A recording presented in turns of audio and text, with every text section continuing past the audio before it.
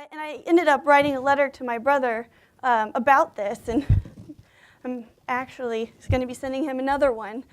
You see, my brother Henry is down south, still finishing up bits and pieces of the end of this great Civil War. Luckily, Mr. Lincoln and, well, the rest of our troops ended up having a successful surrender from General Lee and Johnson and Jefferson, and it's hard to keep all their names straight. There's so many rebels out there that I can't even name.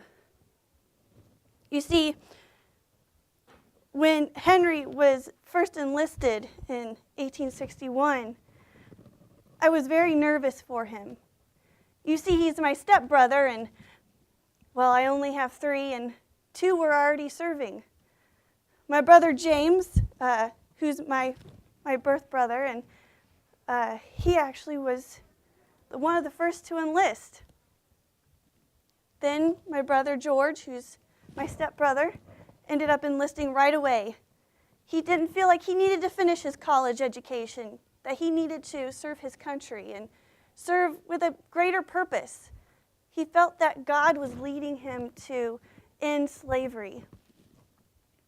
My brother Henry begged our parents to let him enlist, but they didn't want another son being left off to war and wondering when and if ever he would be coming back. And all of us girls were very scared for him. Which brings me back to Mr. Lincoln. You see, our family is very close to him. He's a close friend. When he was traveling the circuit, he would stop by our home and we'd sing a few songs. I think during my daydream I remembered a few of them. And he would come and tell us a few jokes, and he would not talk about the different cases he was working on because we wanted to give him a place to be himself and not think about day-to-day work. Us ladies would always try to find some type of way to satisfy his sweet tooth, and, well, we were hoping to hear more stories from Mr. Lincoln. Now, years would pass, and Henry, George, and James would continue to fight, and they would write back letters, giving us hope that they were still alive and giving us a glimpse of what life was like down south. You see, my family and I live in Atlanta, and we're just visiting here in Springfield for a short time to visit some friends. And, well, Atlanta, Illinois is quite small. We tend to pack up our buggy and go from house to house trying to learn about the news of the war. And now that the war is over, well, we're quite joyous and waiting for all of our boys to come home. But Henry is still out there. But another topic of conversation has reached our lips. You see, when President Lincoln was brutally, well, when he was killed in Washington, D.C., I still find myself weeping and not believing it. A close friend, person we knew, who saved this union, ended up leaving just when things were starting to get better, just when we decided that we had hope.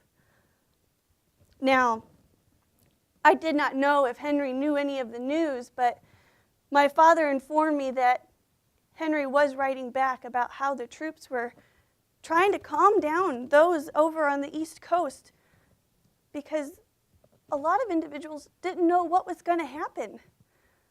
Are we still at war? Was it over? Were our boys able to come home?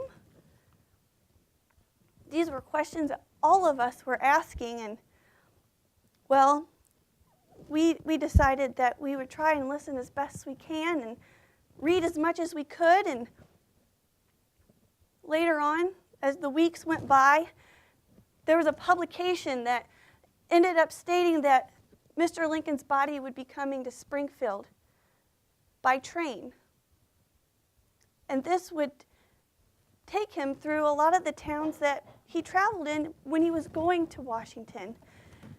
Now, when he came into Illinois, Atlanta went to work. We decided we needed to show our respect and how much we loved the late president. So, May 1st, we went to work. The school children put together a whole bunch of evergreen wreaths. We ended up putting evergreen crosses throughout the town and on each other's doors, and all the school children wore their mourning garb, which was basically a traditional black skirt and white top.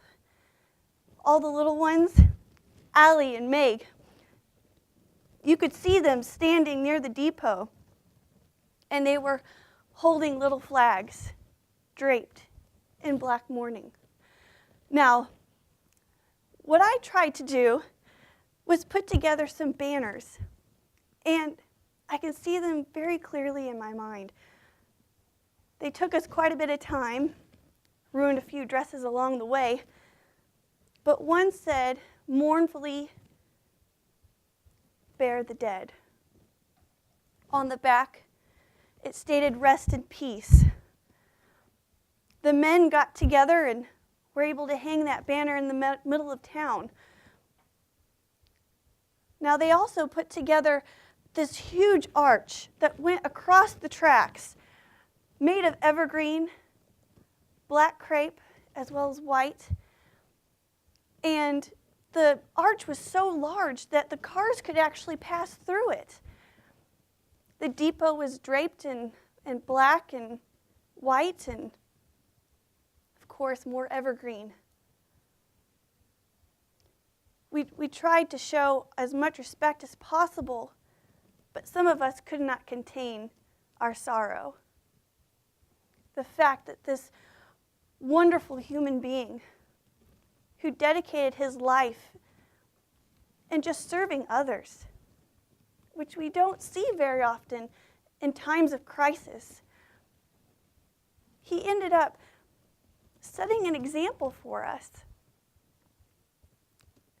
When we saw the train coming down the tracks, we saw that the engine on the front had a resemblance of him. It was almost life-size. We even saw the flags draped along each car. Now, it was quite early in the morning when the train showed up at 6 o'clock, bright and early. You could see the sun coming up. It was almost like a dawning of a new time and a new realization that Mr. Lincoln would not be coming home, living at least. When he passed through Atlanta, the train slowed down. We were not one of the fortunate towns to actually have him stop so we could actually see him. In a way, I'm almost thankful because our memories are still intact of the happy lawyer who was going through our towns and came into our homes. Now, at this time, I was so wrapped up in my grief that I was angry. Why should God punish a man who did so much good for us? And then I came to the realization that it wasn't God punishing him. It was God punishing us as a country for the hellish demon called slavery. You see, Mr. Lincoln was trying to save us from our sins. And I believe that in order for us to continue his good work, we must be stronger as a nation, be more pious, learn to forgive, but also learn when an action needs to be taken against rebels. Now, I've been speaking to some of my ladies' friends, and we've been praying most ardently for Mrs. Lincoln. But we've also been praying for our troops and for our nation in hopes that our rebel troops can actually be reunited with us and that our country will be able to show forgiveness so that this bloodshed does not continue. In talking with my little sister, Maddie, she feels that all rebels need to be hunted down and slaughtered like animals. I had to reprimand her, and if I were her mother, I'd probably give her a good spanking. But I feel that we just need to be a bit more forgiving. Even with the northern copperheads that are in our back door, we just need to have this sense of extending the peace that Mr. Lincoln wanted and reuniting a country that shouldn't have been divided in the first place. Now, I must not get worked up, and I know that you're probably quite tired of hearing me retell my story from Atlanta and, well, talking about my brothers. But it is my hope that we will survive this and become stronger and be more united than ever. But it's really sad to think that those memories come back to us quite often, remembering the train, how everyone wept. I can still even hear the cannons from Springfield, hear this town, the day that Mr. Lincoln came home to us and ended up finding his resting place here in Springfield. That is probably why I ended up daydreaming about Mr. Lincoln being here, being so close to his home. You almost feel his presence. Do any of you feel that? You can still feel him around because he's still in our hearts. And I think his legacy will be living on. Not in just the stories that we tell, but through the hope and the peace that he tried to instill during his time as president. Well, as I stated earlier, I won't keep you very long, but do any of you have any questions about Atlanta? Or do any of you have any stories that you would like to tell about how you cared for Mr. Lincoln? What happened to your three brothers? Did they all come home after the war? Well, we're still waiting on Henry. But George came home. He wrote a lengthy letter to Henry about what Atlanta has done, and he was trying to talk to him a little bit about the capture of Booth as well.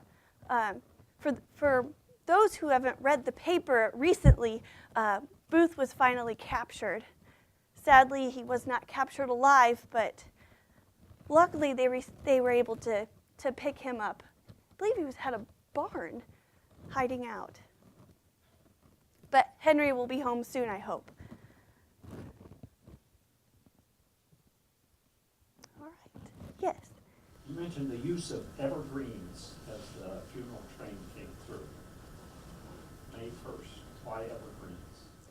Well, we used evergreens because it shows a respect for life and legacy and living on. Because evergreen it lasts through everything.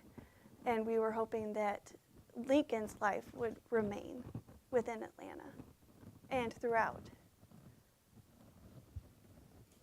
Did the train slow up when it came through your town? Yes. It slowed down in Atlanta, and when it went to Lincoln, which for those of you who didn't know, that Lincoln, Illinois, is the new home of Lincoln University. So if you have any children looking to go to school, I believe it's an up and coming, and there are 3 people that were in the first graduating class, I believe, but they take women as well. So for those women who want to be educated, we do have that. In Lincoln, Illinois, when they stopped, no one was allowed on the train, from what I've heard. But they were able to basically refuel in Lincoln and move on through Elkhart onto Springfield.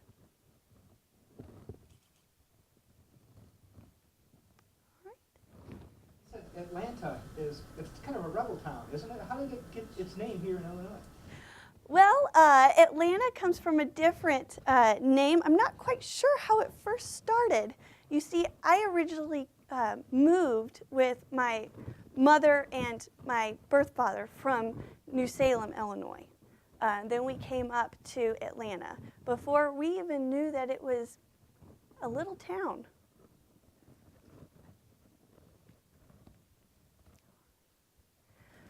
Well, I want to thank you for your time. Miss Louisa Haws will be leaving, and if you have any questions for Miss Ann Moseley, which is myself, I'd be more than happy to answer those as well.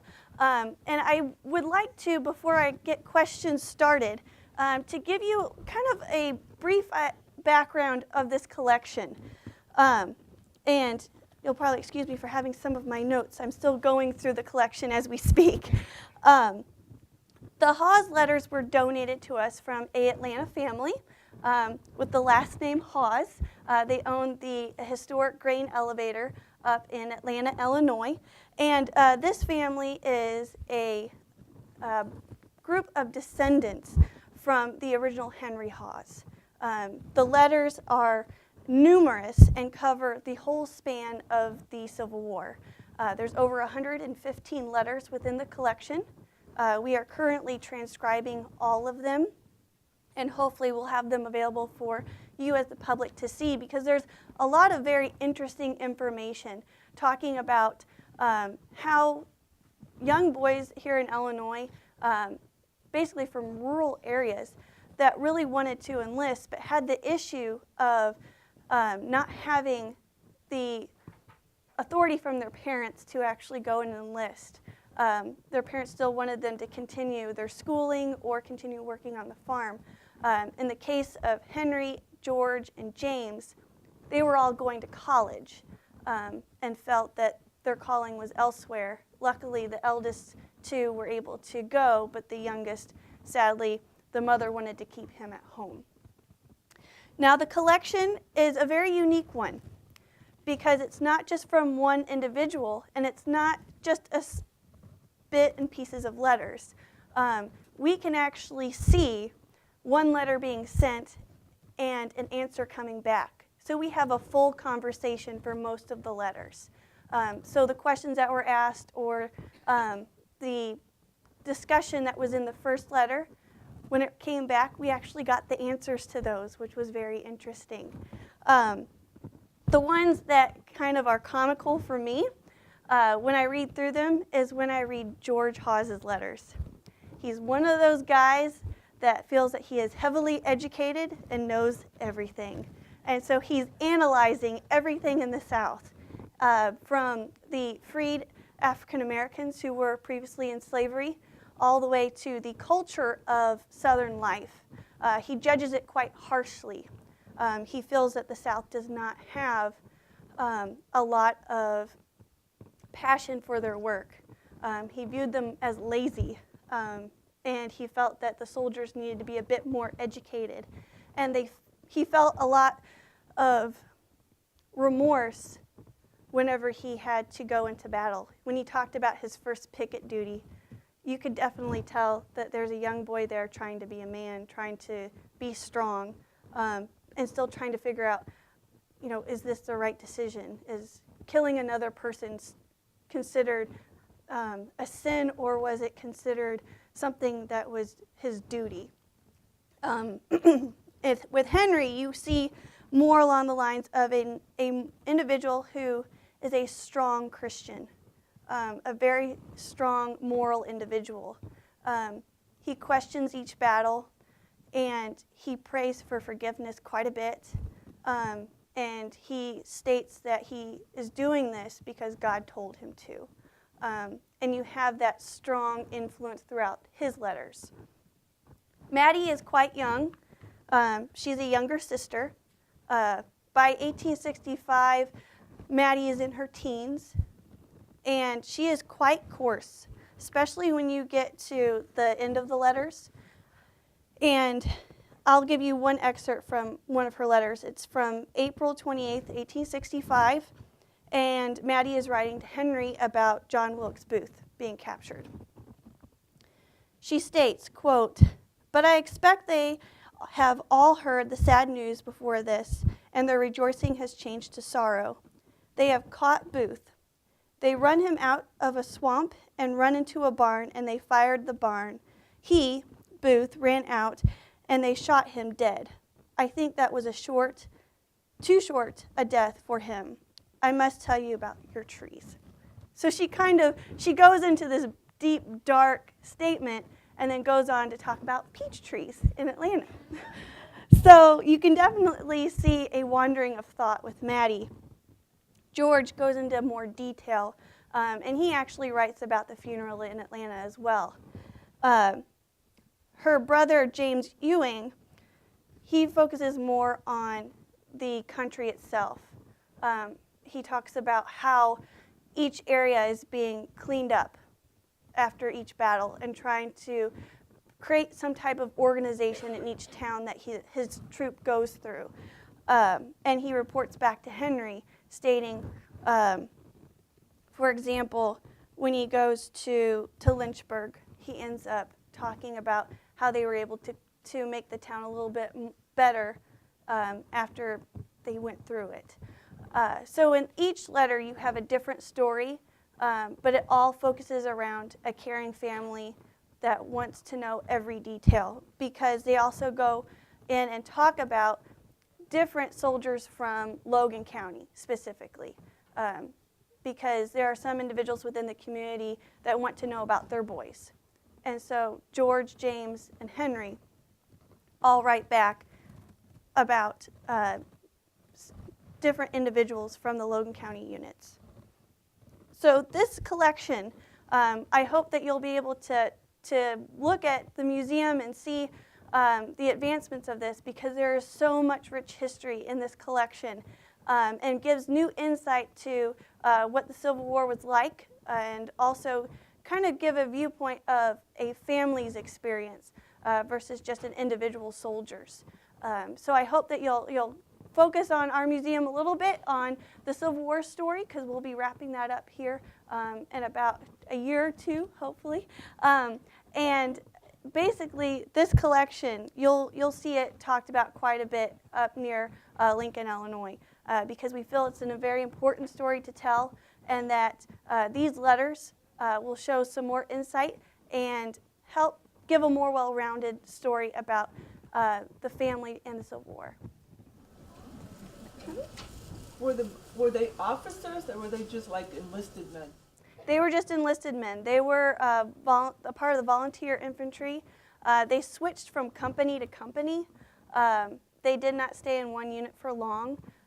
George and Henry eventually were in the same unit, and then were split off again.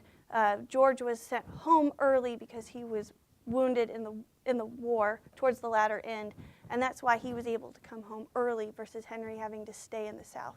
Where did George serve in the South, you said? Where was it? George was stationed more on the East Coast, whereas Henry was towards the south near Mobile.